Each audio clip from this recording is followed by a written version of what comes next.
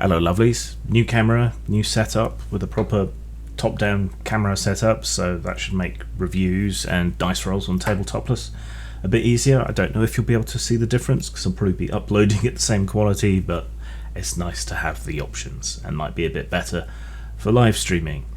Before anything else, I need to show you something really cool. Check it out, a cat butthole shirt. Early birthday present. So, Wightchester is finally out. This is a print proof copy, so it's not the final version that went out to everybody, but it's pretty close. It's 500 pages of early modern dark fantasy city crawl goodness in a prison city full of dead people. So that's got to be fun, hasn't it? You can get yours at post-mort.com, where you'll also find a link for the hard copy at lulu.com. So if you go to post-mort.com and buy there, you can get either digital or you can link over to Lulu and get the hard copy. The hard copy is about £45, which is the most expensive thing I've ever made, I think. The PDF is about £20. It's always better for me if you buy PDFs from post-mort.com rather than drive-through, but if you prefer drive-through, or you have some credit built up there or something, you can go and get it over there as well. So yeah, there's that. Now the pricing, I compared it to a recent purchase of Against the Dark Master, which was about £55, is hardcover, 560 pages, black and white interior, which I'll be reviewing soon. So you get £10 less, but it's a soft cover. Otherwise, largely the same. Maybe 60 fewer pages, but that seemed to be about the right price, especially given the cost of the print. Hopefully, people agree. I'm a bit nervous about it. It's really important to me and to Postmortem Studios that this project does well. Because of being so ill over the last year or so, taking so long to get anything done and so on, and being such a big project with so much time and money invested in it, it's really important that it does well. So I would appreciate any reviews, honest reviews please. I would appreciate people sharing the link, spreading the word in whatever ways they might have to do it. And I'm making myself available to do podcast interviews, YouTube interviews, whatever else to help spread the word, because I think the making of Wightchester is a reasonably cool story, I suppose.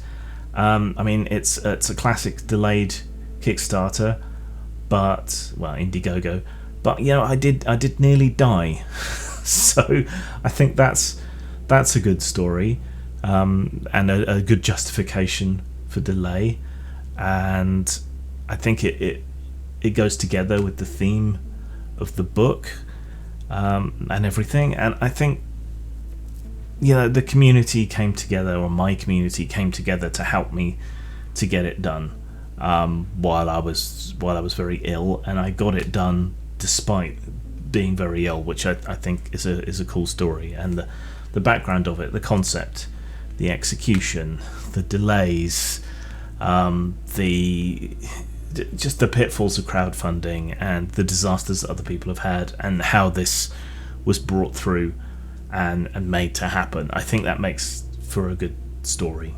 So yeah, if you have a podcast, if you have a YouTube channel, no matter how big, no matter how small, or you want to do a blog interview in text, whatever, anything I can do to bring attention to your channel and you can do to help me make a success of Wightchester, I would appreciate. And if you're a bigger sort of outlet on YouTube or wherever else that does reviews, hit me up and I'll get you a free copy, and hopefully that'll work.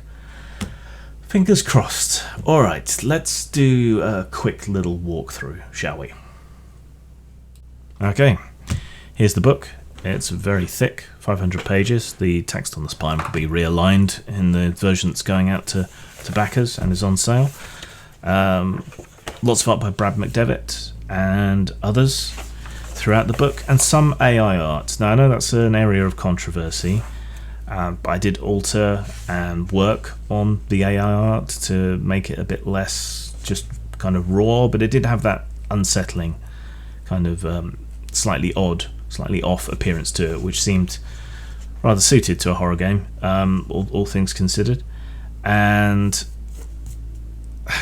like I say, I know it's controversial, but because I was so ill, because things got so delayed, and because a lot of the budget got eaten up paying people to write who I wouldn't have otherwise had to pay to write, I kind of didn't really have much option other than to turn to that. That's a discussion for another day.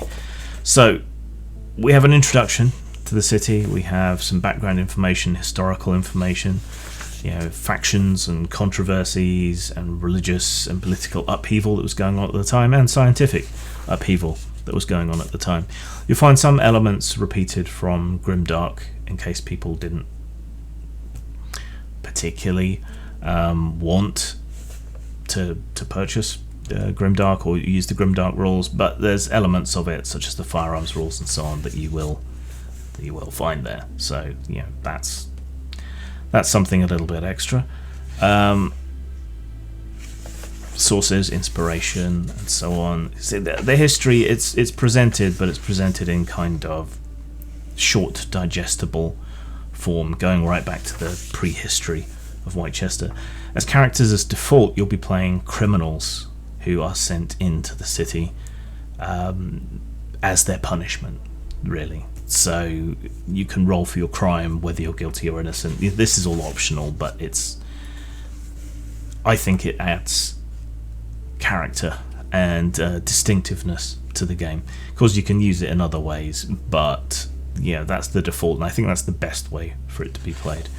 We have information on the guards that are garrisoned to watch the walls, the different areas, and then we get into things proper. So we have a map of the city. This is just the internal part of the city.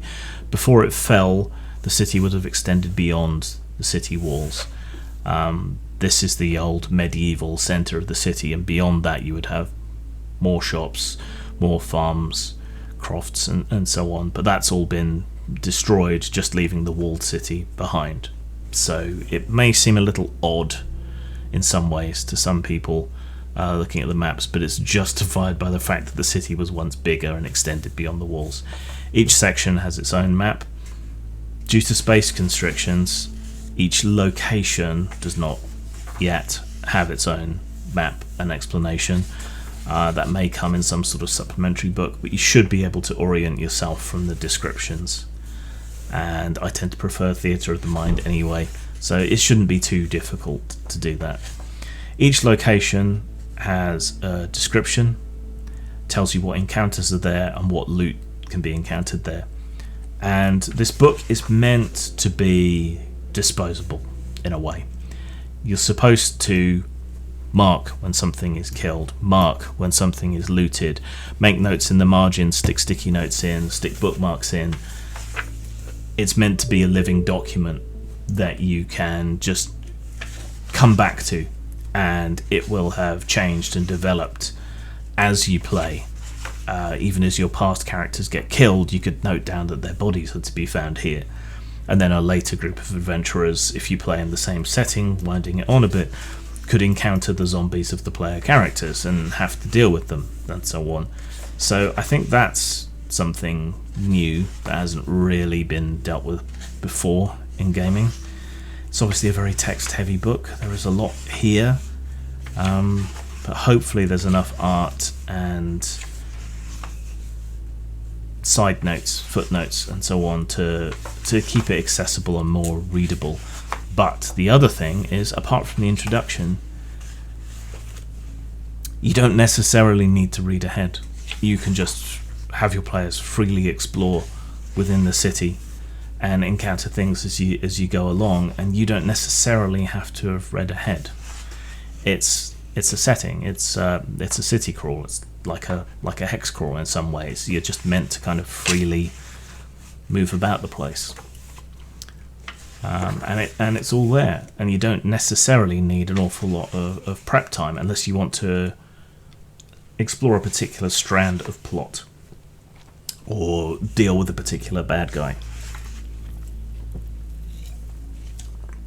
or set your own adventure goals or whatever within the setting. So, sorry, there you go. That's what it is. I think it's different. I think the sheer scale of information and the way it's set up and laid out for playability and so on is, if not entirely new, distinctive and characterful. It was an awful lot of work. An awful lot of people stepped up to help me complete it after I got ill. And I think it's worthy of your support, and I think it's a worthy addition, whether you play 5th edition, Grimdark 5th edition, or Morkborg, or Lamentations of the Flame Princess, or some other OSR or similar game. It should be broadly compatible with all of that. I think we have created something great and important, and I think it's worth every penny, more so than a lot of stuff that gets put out these days. Put it that way, if you'll allow me a little bit of ego there for once. Anyway, I hope you buy it. I hope you enjoy it. I really need this to work out. So if you want me on to talk about this or other gaming issues in general, I am more than willing to come along, and I'll make time. So help a brother out. Zang.